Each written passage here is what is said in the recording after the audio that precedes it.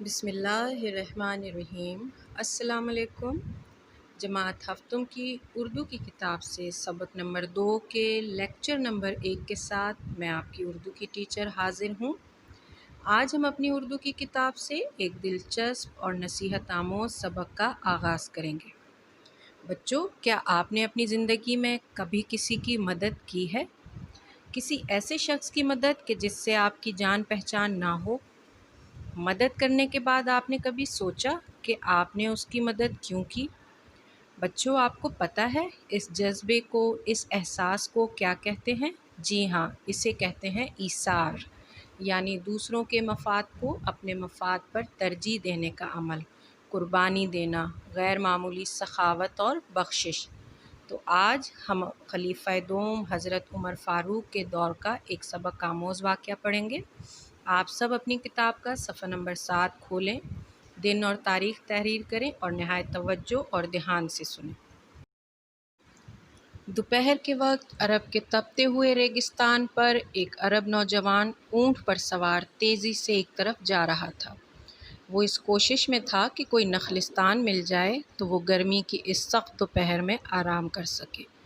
کہیں دور اسے کھجور کے درختوں کا ایک جھنڈ نظر آیا۔ اس نے اونٹ کو اور تیز کر دیا۔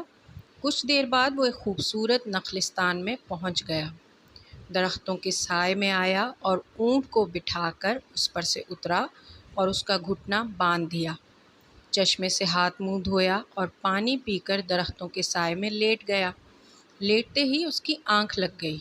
زیادہ دیر نہ گزری تھی کہ اونٹ نے اٹھنے کی کوشش کی، جس سے اس کے گھٹنے کی رسی کھل گئی اور وہ درختوں کے پتے کھانے لگا۔ نخلستان کے بوڑھے مالک نے نوجوان کو آوازیں دیں، مگر وہ تو گہری نیند سو رہا تھا۔ اس پر بوڑھے نے ایک پتھر اٹھا کر اونٹ کو دے مارا، جو اس کے سر پر لگا۔ اتفاق کی بات کہ یہ ضرب ایسی کاری ثابت ہوئی کہ اونٹ وہیں ڈھیر ہو گیا۔ بچوں، اس پیراگراف میں ایک عرب نوجوان کا ذکر کیا جا رہا ہے کہ جو دوپہر کے وقت صحرا کی تپتی ہوئی دھوپ میں اپنے اونٹ پر سفر کرتے ہوئے ایک ایسی جگہ یعنی نخلستان کی تلاش میں تھا جہاں اسے سایہ میسر آ جائے۔ نخلستان ریگستان میں ایک ایسی جگہ کو کہتے ہیں جو سرسبز و شاداب ہو۔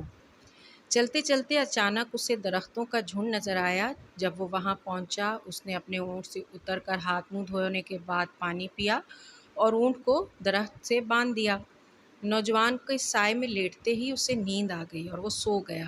اس کے سوتے ہی اونٹ نے اٹھنے کی کوشش کی، جس کی وجہ سے اس کی رسی کھل گئی اور وہ درختوں پر لگے پتے کھانے لگا۔ یہ منظر اس باغ کے مالک نے دیکھا تو اس سے سخت غصہ آیا اور اس نے نوجوان کو بہت آوازیں دیں، مگر وہ نہ اٹھا، جس پر بوڑھے مالک نے غصے میں آ کر اونٹ کو پتھر مارا، جو کہ اتنا شدید تھا کہ اونٹ وہیں مر گیا۔ بچوں، اب صفحہ نمبر 9 پر آ جائیں۔ پچھلے پہر نوجوان بیدار ہوا اور ادھر ادھر اونٹ تلاش کرنے لگا۔ کچھ دیر بعد باغ میں اسے اپنا اونٹ مردہ حالت میں ملا، جس کا کافی خون بہہ چکا تھا۔ یہ دیکھ کر نوجوان کی آنکھوں میں خون اتر آیا۔ سامنے اس نے دیکھا کہ ایک بوڑھا اس کی طرف چلا آ رہا ہے۔ نوجوان نے کڑک کر پوچھا، میرے اونٹ کو کس نے مارا ہے؟ بوڑھے کے منہ سے ابھی یہ الفاظ نکلے ہی تھے کہ اتفاقیہ طور پر یہ مجھ سے ہوا ہے، تو نوجوان نے جھپٹ کر اس کا گلا دبوچ لیا۔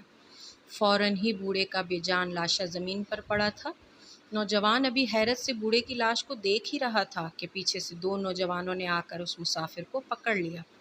خلیفہ دوم حضرت عمر فاروق رضی اللہ تعالیٰ عنہ کا عہد حکومت تھا۔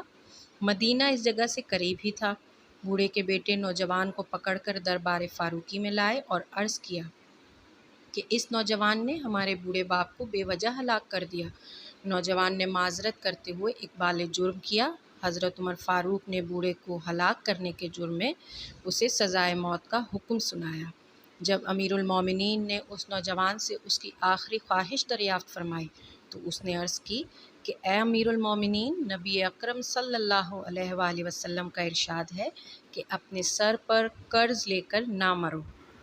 بچوں، جب نوجوان نیند سے بیدار ہوا تو اس نے اپنے اونٹ کو مرا ہوا پایا۔ نوجوان شدید غصے میں تھا کہ اچانک اسے بوڑھا شخص نظر آیا۔ نوجوان نے اپنے اونٹ کے بارے میں بوڑھے شخص سے پوچھا، جس پر اس نے بتانے کی کوشش کی، مگر نوجوان جو کہ غصے میں تھا، اس نے نخلستان کے بوڑھے مالک کو گلے سے دبوچ لیا، جس کے نتیجے میں بوڑھا بھی مر گیا۔